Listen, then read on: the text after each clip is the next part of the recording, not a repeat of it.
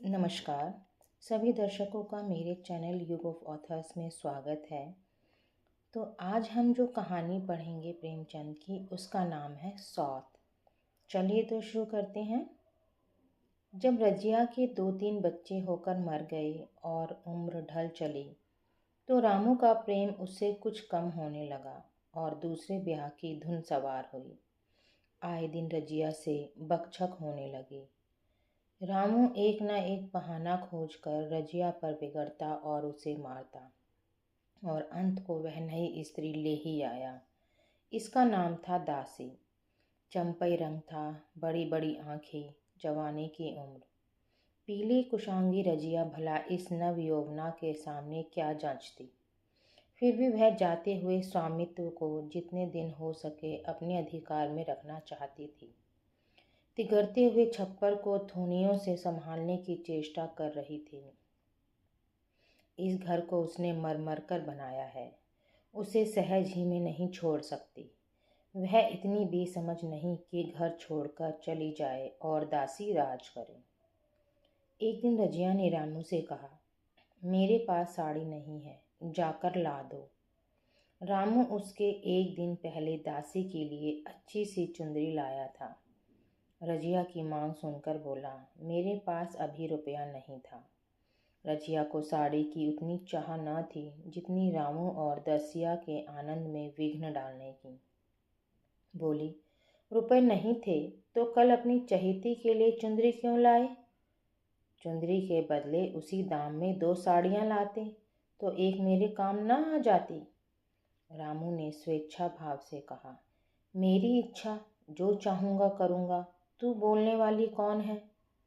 अभी उसके खाने खेलने के दिन है। तू चाहती है उसे अभी से नौन तेल की चिंता में डाल दूँ? यह मुझसे ना होगा। तुझे ओढ़ने पहनने की साध है तो काम कर। भगवान ने क्या हाथ पैर नहीं दिए? पहले तो घड़ी रात उठकर काम धंधे में लग जाती थी, अब उसकी डाह में पहर दिन तक पड़ी रहती है। तो रुपए क्या आकाश से गिरेंगे? मैं तेरे लिए अपनी जान थोड़े ही दे दूंगा। रजिया ने कहा, तो क्या मैं उसकी लौंडी हूँ कि वह रानी की तरह पड़ी रहे और मैं घर का सारा काम करती रहूं? इतने दिनों छाती फाड़कर काम किया, उसका यह फल मिला, तो अब मेरी बला काम करने जाती है। मैं जैसे रखूँगा वैसे ही तुझे रहना पड़ेगा। मेरी इच्छा होगी रहूँगी, नहीं अलग हो जाऊँगी। जो तेरी इच्छा हो कर, मेरा गला छोड़। अच्छी बात है, आज से तेरा गला छोड़ती हूँ, समझ लूँगी विधवा हो गई। रामू दिल में इतना तो समझता था कि यह गृहस्थी रजिया की जोड़ी हुई है, चाहे उसके रूप में उसके लोचन विलास के लिए आकर्षण ना हो। संभव था कुछ देर बाद वह जाकर रजिया को मना लेता, पर दासी भी कूटनीति में कुशल थी। उसने गर्म लोहे पर चोटें जमाना शुरू की। बोली, आज देवी की किस बात पर बिगड़ रही थी? रामू ने उदास मन से कहा, तेरी चुंदरी के पीछे रजिया महाभारत मचाए हुए है। अब कहती है अलग रहूंगी।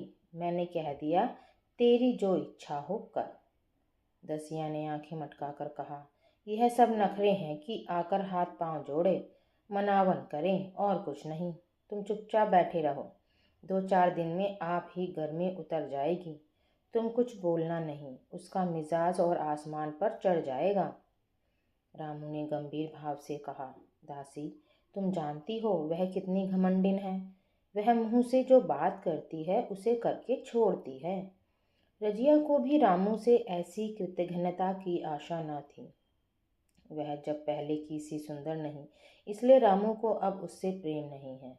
पुरुष चरित्र में यह कोई असाधारण बात न थी, लेकिन रामू उससे अलग रहेगा इसका उसे विश्वास न आता था। यह घर उसी ने पैसा पैसा जोड़कर बनाया, गृहस्थी भी उसी की जोड़ी हुई है, अनाज का लेन देन उसी ने शुरू किया। इस घर में आकर उसने कौन कौन से कष्ट नहीं झेले, इसलिए तो कि पौरों थक जाने पर एक टुकड़ा चैन से खाएगी और पड़ी रहेगी, और आज वह इतनी निर्दयता से दूध की मक्खी की तरह निकाल कर फेंक दी गई। रामू ने इतना भी नहीं कहा, तू अलग नहीं रहने पाएगी, मैं या खुद मर जाऊंगा या तुझे मार डालूंगा, पर तुझे अलग ना होने दूंगा। तुझसे मेरा ब्याह हुआ है, हंसी ठट्टा नहीं है। तो जब रामू को उसकी परवाह नहीं है तो वह रामू को की क्यों परवाह करें? क्या सभी स्त्रियों के पुरुष ऐसे होते हैं? सभी के माँ बाप बेटे पोते होते हैं। आज उसके लड़के जीते होते तो मजाल थी कि यह नई स्त्री लाते और मेरी यह दुर्गति करते। इस निर्दयी को मेरे ऊपर इतनी भी दया न आई। नारी हृदय की सारी परवशता इस अत्याचार से विद्रोह करने लगी। वही आग जो मोटी लकड़ी को स्पर्श भी न कर सकती थी, फूस को जलाकर भस्म कर देती है। दूसरे दिन रजिया एक दूसरे गांव में चली गई। उसने अपने साथ कुछ न लिया। जो साड़ी उसके देह पर थी वही उसकी सारी संपत्ति थी। विधाता ने उसके बालकों को पहले ही छीन लिया था, आज घर भी छीन लिया। रामू उस समय दासी के साथ बैठा हुआ आमोद विनोद कर रहा था। रजिया को जाते देखकर शायद वह समझ न सका कि वह चली जा रही है। रजिया ने यही समझा। इस तरह चोरों की भांति वह जाना भी न चाहती थी। वह दासी को, उसके पति को और सारे गांव को दिखा देना चाहती थी कि वह इस घर से धेले की भी चीज नहीं ले जा रही है। गांव वालों की दृष्टि में रामू का अपमान करना ही उसका लक्ष्य था। उसके चुपचाप चले जाने से तो कुछ भी ना होगा। रामू उल्टा सबसे कहेगा, रजिया घर की सारी संपदा उठा ले गई। उसने रामू को पुकार कर कहा, संभालो अपना घर, मैं जाती हूँ। तुम्हारे घर की कोई भी चीज़ अपने साथ नहीं ले जाती। रामू एक क्षण के लिए कर्तव्य भ्रष्ट हो गया। क्या कहे उसकी समझ में नहीं आया। उसे आशा न थी कि वह यूँ जाएगी। उसने सोचा था जब वह घर ढोकर ले जाने लगेगी तब वह गांव वालों को दिखाकर उनकी सहानुभूति प्राप्त करेगा। अब क्या करें? दसिया बोली, जाकर गांव में ढिंढोरा पीट आओ, यहाँ किसी का डर नहीं है। तू अपने घर से ले ही क्या आई थी जो कुछ लेकर जाओगी? रजिया ने उसके मुंह न लगकर रामू ही से कहा, सुनते हो अपनी चहेती की बातें, फिर भी मुंह नहीं खोलता। मैं तो जाती हूँ, लेकिन दस्सो रानी तुम भी बहुत दिन राज न करोगी। ईश्वर के दरबार में अन्याय नहीं फलता। वह बड़े बड़े घमंडियों को घमंड चूर कर देते हैं। दसिया ठट्टा मारकर हंसी, पर रामू ने सिर झुका लिया। रजिया चली गई। रजिया जिस नए गांव में आई थी वह रामू के गांव से मिला हुआ ही था। अतएव यहाँ के लोग उससे परिचित हैं। वह कैसी कुशल गृहिणी है, कैसी मेहनती, कैसी बात की सच्ची, यह यहाँ किसी से छिपा ना था। रजिया को मजूरी मिलने में कोई बाधा न हुई। जो एक लेकर दो का काम करे उसे काम की क्या कमी। 3 साल एक रजिया ने कैसे काटे, कैसे एक नई गृहस्थी बनाई, कैसे खेती शुरू की, इसका बयान करने बैठे तो पोथी हो जाए। संचय के जितने मंत्र हैं, जितने साधन हैं, वे रजिया को खूब मालूम थे। फिर अब उसे लाग हो गई थी और लाग में आदमी की शक्ति का पारावार नहीं रहता। गांव वाले उसका परिश्रम देखकर दांतों उंगली दबाते थे। वह रामू को दिखा देना चाहती है, मैं तुमसे अलग होकर भी आराम से रह सकती हूँ। वह अपराधीन नारी नहीं है, अपनी कमाई खाती है। रजिया के पास बैलों की एक अच्छी जोड़ी है। रजिया उन्हें केवल खली भूसी देकर नहीं रह जाती, रोज दो दो रोटियां भी खिलाती है। फिर उन्हें घंटों सहलाती। कभी कभी उनके कंधों पर सिर रख कर रोती है और कहती है, अब बेटे हो तो, पति हो तो तुम ही हो। मेरी जान अब तुम्हारे ही साथ है। दोनों बैल शायद रजिया की भाषा और भाव समझते हैं। वे मनुष्य नहीं, बैल हैं। दोनों सिर नीचा करके रजिया का हाथ चाटकर उसे आश्वासन देते हैं।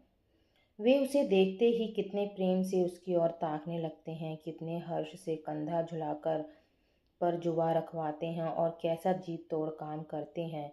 यह वे लोग समझ सकते हैं जिन्होंने बैलों की सेवा की है और इनके हृदय को अपनाया है। रजिया इस गांव की चौधराइन है।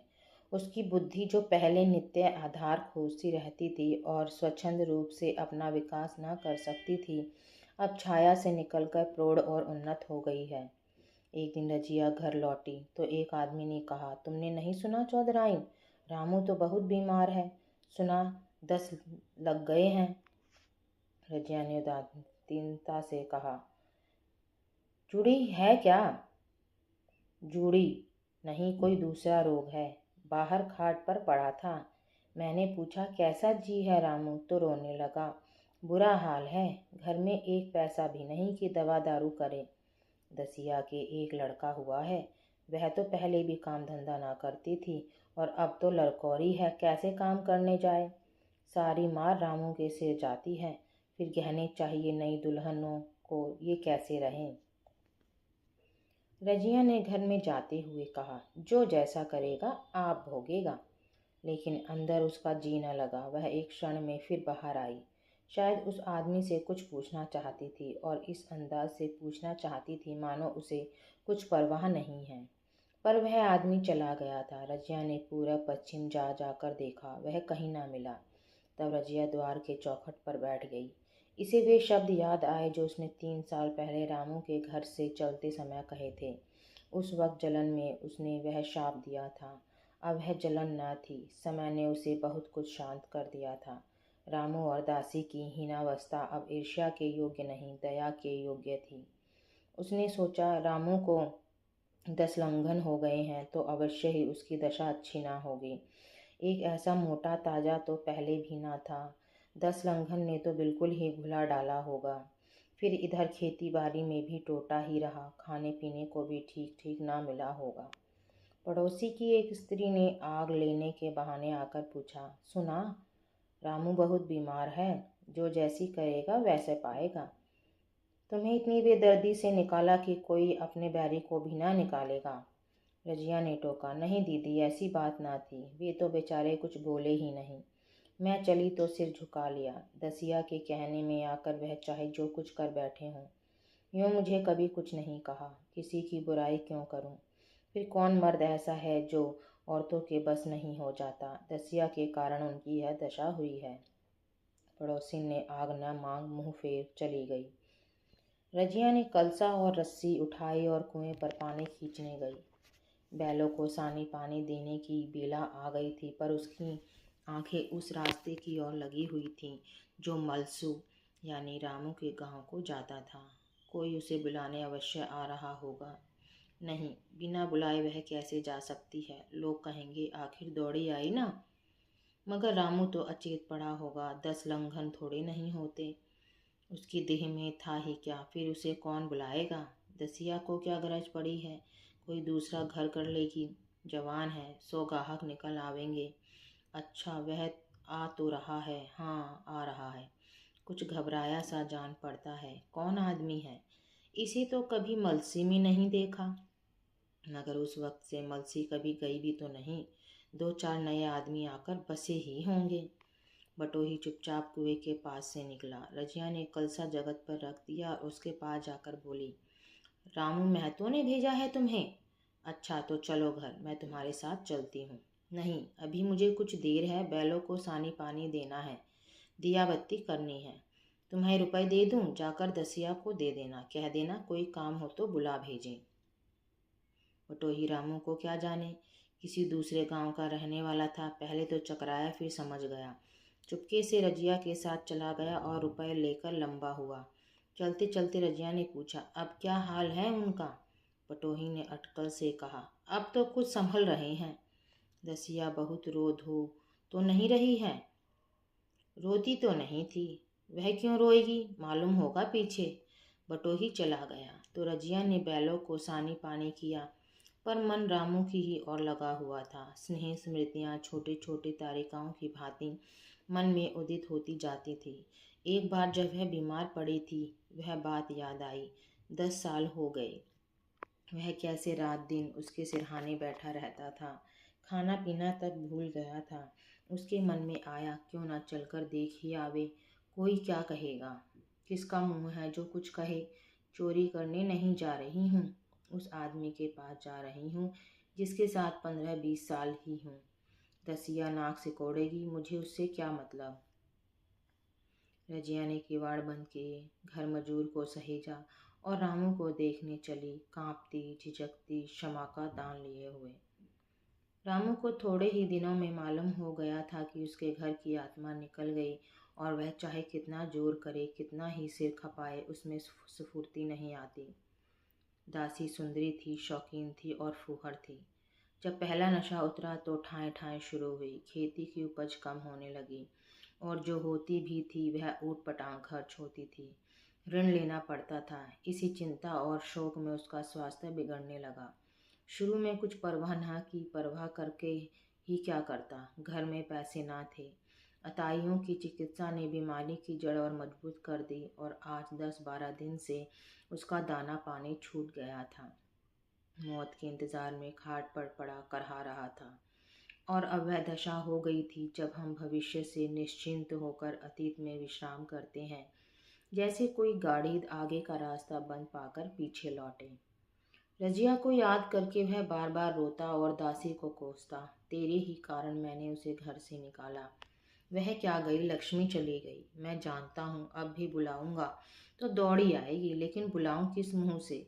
एक बार वह आ जाती और उससे अपने अपराध क्षमा करा लेती, फिर मैं खुशी से मरता, और लालसा नहीं है। सहसा रजिया ने आकर उसके माथे पर हाथ रखते हुए पूछा, कैसा जी है तुम्हारा? मुझे तो आज हाल मिला। रामू ने सजल नेत्रों से उसे देखा, पर कुछ कुछ कह ना सका। दोनों हाथ जोड़कर उससे प्रणाम किया, पर हाथ जुड़े ही रह गए और आंख उलट गई। लाश घर में पड़ी थी। रजिया रोती थी, दसिया चिंतित थी। घर में रुपए का नाम नहीं, लकड़ी तो चाहिए ही, उठाने वाले भी जलपान करेंगे ही। कफन के बगैर लाश उठेगी कैसे? 10 से कम का खर्च ना था। यहाँ घर में 10 पैसे भी नहीं। डर रही थी कि आज गहन आफत आई। ऐसी कीमती भारी गहने ही कौन थे? किसान की बिसात ही क्या, 2-3 नग बेचने से 10 मिल जाएंगे। मगर और हो ही क्या सकता है। उसने चौधरी के लड़के को बुलाकर कहा, देवर जी, यह बेड़ा कैसे पार लागे? गांव में कोई धीरे का भी विश्वास करने वाला नहीं। मेरे गहने हैं, चौधरी से कहो इन्हें गिरो रखकर आज का काम चलाएं, फिर भगवान मालिक है। रजिया से क्यों नहीं मांग लेती? सहसा रजिया आंखें पोंछती हुई आ निकली, कान में भनक पड़ी। पूछा, क्या है जोखू, क्या सलाह कर रहे हो? अब मिट्टी उठाओगे कि सलाह की बेला है? हाँ, उसी का सरंजाम कर रहा हूँ। रुपए पैसे तो यहाँ होंगे नहीं, बीमारी में खर्च हो गए होंगे। इस बेचारी को तो बीच मझधार में लाकर छोड़ दिया। तुम लपक कर उस घरे चले जाओ भैया, कौन दूर है, कुंजी लेते जाओ। मजूर से कहना भंडार से 50 रुपए निकाल दे, कहना ऊपर की पटरी पर रखे हैं। वह तो कुंजी लेकर उधर गया, इधर दसिया राजू के पैर पकड़कर रोने लगी। बहनापे के ये शब्द उसके हृदय में बैठ गए। उसने देखा रजिया में कितनी दया, कितनी क्षमा है। रजिया ने उसे छाती से लगाकर कहा, क्यों रोती है बहन? वह चला गया, मैं तो हूँ, किसी बात की चिंता न कर। इसी घर में हम और तुम दोनों उसके नाम पर बैठेंगी। मैं वहाँ भी देखूंगी, यहाँ भी देखूंगी। धाप भर की बात ही क्या, कोई तुमसे गहने पाते मांगे तो मत देना। दसिया का जी होता था कि सिर पटक कर मर जाए। इसे उसने कितना जलाया, कितना रुलाया और घर से निकाल कर छोड़ा। रजिया ने पूछा, जिसके रुपए हों सूरत करके मुझसे बता देना, मैं झगड़ा नहीं रखना चाहती। बच्चा दुबला क्यों हो रहा है? दसिया बोली, मेरे दूध होता ही नहीं। गाय जो तुम छोड़ गई थी वह मर गई, दूध नहीं पाता। राम राम, बेचारा मुरझा गया। मैं कल ही गाय लाऊंगी, सभी गृहस्थी उठा लाऊंगी। वहाँ क्या रखा है? लाश से उठी रजिया उसके साथ गई। दाह कर्म किया, भोज हुआ, कोई 200 रुपये खर्च हो गई, किसी से मांगने ना पड़े। दसिया के जोहर भी इस त्याग की आँच में निकल आए। विलासिनी सेवा की मूर्ति बन गई। आज रामू को मरे 7 साल हुए हैं। रजिया घर संभाले हुए है। दसिया को वह सौत नहीं बेटी समझती है। पहले उसे पहनाकर तब आप पहनती है, उसे खिलाकर आप खाती है। जोखू पढ़ने जाता है, उसकी सगाई की बातचीत पक्की हो गई। इस जाति में बचपन में ही ब्याह हो जाता है। दसिया ने कहा, बहन गहने बनवाकर क्या करोगी? मेरे गहने तो धरे ही हैं। रजिया ने कहा, नहीं री, उसके लिए नए गहने बनवाऊंगी। अभी तो मेरा हाथ चलता है, जब थक जाऊं तो जो चाहे करना। तेरे अभी पहनने ओढ़ने के दिन हैं, तू अपने गहने रहने दे। नाइन ठकुर सुहाती करके बोली, आज जोखू के बाप होते तो कुछ और ही बात होती। रजिया ने कहा, वे नहीं हैं तो मैं तो हूँ, वे जितना करते मैं उसका दूगा करूँगी। जब मैं मर जाऊँ तब कहना जोखू का बाप नहीं है। ब्याह के दिन दसिया को रोते देखकर रजिया ने कहा, बहू तुम रोती क्यों हो? अभी तो मैं जीती हूँ, घर तुम्हारा है, जैसे चाहो रहो, मुझे एक रोटी दे दो बस। और मुझे क्या करना है, मेरा आदमी मर गया, तुम्हारा तो अभी जीता है। दसिया ने उसकी गोद में सिर रख दिया और खूब रोई। जीजी, तुम मेरी माता हो, तुम ना होती तो मैं किसके द्वार पर खड़ी होती। घर में तो चूहे लौटते थे, उनके राज में मुझे दुख ही दुख उठाने पड़े। सुहाग का सुख तो मुझे तुम्हारे राज में मिला, मैं दुख से नहीं रोती, रोती हूँ भगवान की दया पर कि कहाँ मैं और कहाँ यह खुशहाली। रजिया मुस्कुराकर रो दी। तो आप सबको ये कहानी कैसे लगी कमेंट बॉक्स में ज़रूर लिखना। धन्यवाद।